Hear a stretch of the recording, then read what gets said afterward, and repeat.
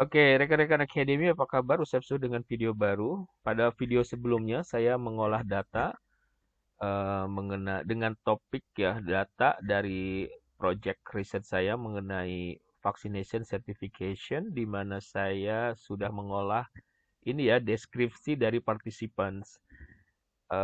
Mungkin Anda bertanya, bagaimana sebuah penelitian dimulai dari hasil? Tentu nggak seperti itu ya.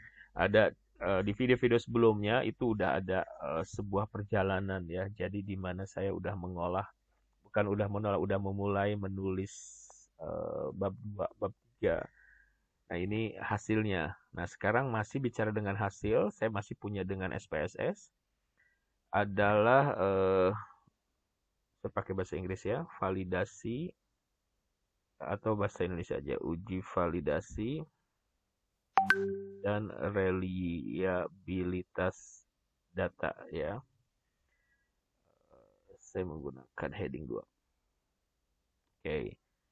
Nah, kembali ke sini. Ini hasilnya saya tutup dulu. Gak usah di save. Nah, saya biasa menggunakan ini. Exploratory Factor Analysis. Jadi ada cara pertama dulu. Di sini ada motivation. Jadi gini. Saya punya model penelitian besar banget, tapi saya akan pecah-pecah. Gimana sih? Eh, ini modelnya kayak gini ya.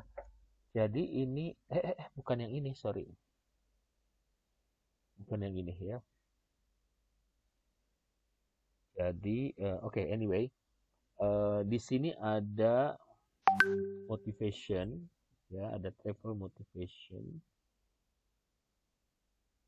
Terus kemudian ini bisa satu-satu ya. Nah, sekalian saya akan bicara. Nah, ini nih satu-satu. Terus kemudian ini besar banget nih, tapi saya akan sekalian ngolah ya. Ini ada PC, kan ada cuman ada 3. Ini lihat nih. Kita ada cara pertama adalah menggunakan semua dalam satu. Semua indikator digabungkan.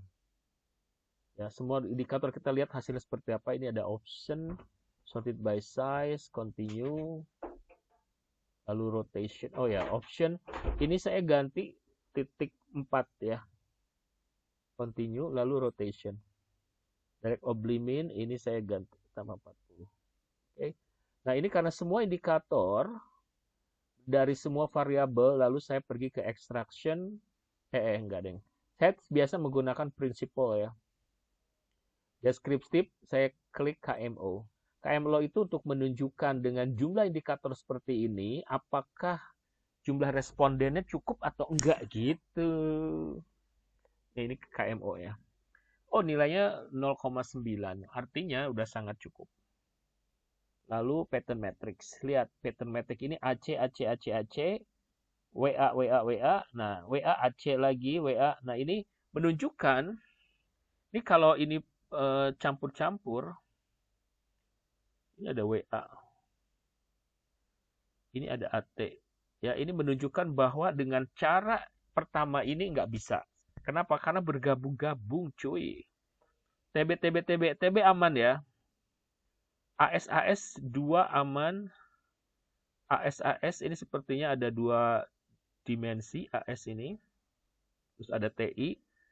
TI ini sampai sini aman.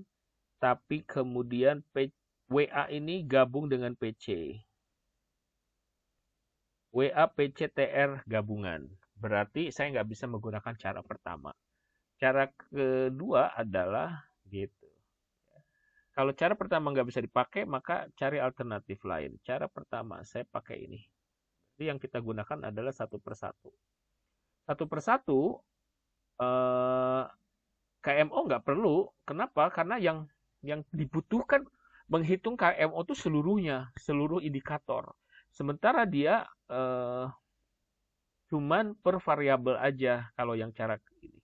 Ini lihat nih, komponen matrix. Aman ya, berarti dia aman nih. Berarti semuanya bisa dipakai.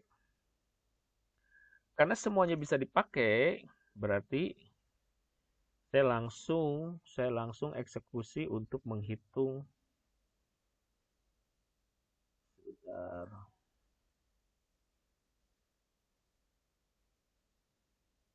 Kita akan menghitung ininya, reliabilitasnya. Ya, jadi pergi ke analyze scale. Kalau tadi dimension, sekarang reliabilitas MV. Pergi ke sini, statistik, klik 1, 2, 3, just in case dibutuhkan. Kenapa dibutuhkan atau tidak, lihat. Nah, ini nilainya 975, berarti tidak dibutuhkan. Yang ini nih ya, ini yang kalau nilainya di bawah 7, saya biasanya ngecek ini. Tapi kalau nilainya tinggi, enggak saya cek. 975 langsung saya tulis di sini. Alright. Dan jangan lupa ini di autofill. Dan jangan lupa lagi putihin. Nanti ya, percantiknya nanti. Berikutnya, analyze, dimension, ini dikembalikan. Ini masih ada, jadi nggak perlu. PC ini, karena cuma 3, biasanya aman sentosa. Langsung ke komponen matrix. Kenapa komponen matrix? Karena nggak ada, biasanya kalau dia membentuk dimensi, nanti lihat. Ya. Ini saya pindahkan ke klik kanan, insert kanan. Oke. Insert kanan juga. Lalu kita analyze, dimension, and then TR. Oke. Komponen juga TR. Komponen itu artinya variabel ini tidak ada dimensi. Oh ya, baru tadi siang saya ada dapat telepon dari satu orang mahasiswa. Pak, bedanya first order dengan second order bagaimana? So, begini, kalau first order, jika variabel itu tidak memiliki dimensi. First order, ya. Jika dia memiliki dimensi, maka dia second order. Gitu ceritanya. Oke.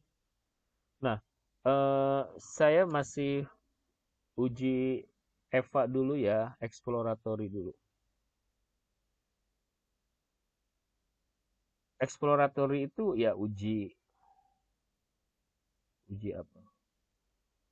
Uji validitas data, guys. Kita perlu uji validitas data tuh sebuah kewajiban. Kenapa harus pakai EVA? Tidak harus, tapi saya selalu pakai EVA. Kenapa? Dengan EVA saya bisa tahu apakah setiap variabel memiliki dimensi atau tidak. Ya, banyak peneliti yang dia itu caranya dia tidak menguji EVA. Sok mangga, silahkan. Karena dia yakin bahwa misalkan dia mengikuti penelitian sebelumnya bahwa sebuah variabel memiliki sekian dimensi. Ya silahkan aja, tapi di mata saya itu tidak benar gitu. Nah ini guys, lihat nih. Saya nggak memilih komponen matrix. Lihat, yang saya pilih ada pattern matrix. Kenapa? Dia menunjukkan bahwa ini variabel AS ini memiliki 2 dimensi. Oke. Nah ini saya akan gini.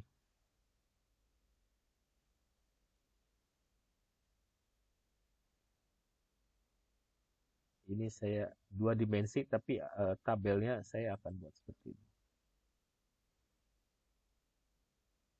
Oke.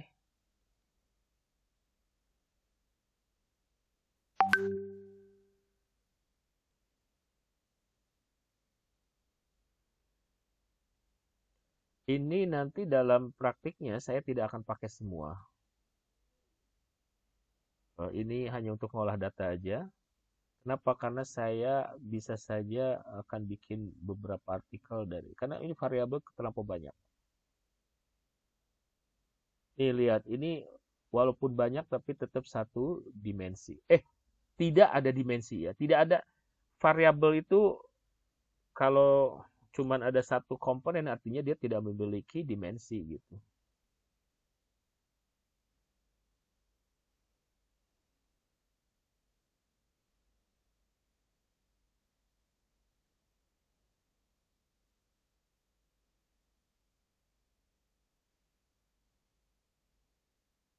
Masih ada yang belum diolah. Oke. Jadi validasi itu ya Allah gampang banget, cuman klik klik klik klik klik langsung jadi ya komponen matriks. Makanya jangan terobsesi untuk memiliki atau memilih variabel indikator yang banyak-banyak. Variabel mah yang kita uji hipotesis itu kan hanya variabel ya, bukan dimensi atau bukan indikator. So, Anda yang kalian anak S1, anak S2 ataupun S3 yang sedang menulis skripsi, indikatornya jangan banyak-banyak. Supaya komponennya nggak banyak-banyak. Ya, sederhanakan riset Anda gitu. TI1, TI1, sampai TI4 ya. Banyak kan variabel saya? Nah, mendingan banyakin variabel, jangan banyakin indikator. Dengan banyak indikator, dengan banyak variabel, kita bisa membuat banyak artikel. Tapi kalau untuk skripsi, skripsi ya nggak semua kampus mewajibkan publikasi ya. Tapi kalau harus publikasi ya seperti ini caranya. Right? Dan the last one is yuhu.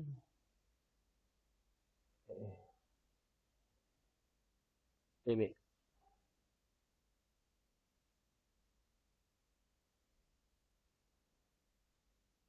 Oke. Jadi ini riset-riset saya yang kekinian karena topiknya tentang pandemi, tentang vaksinasi. Jadi kalau kalian lagi bikin skripsi, topiknya ya jangan yang jadul, pastikan yang kekinian. Oke, guys,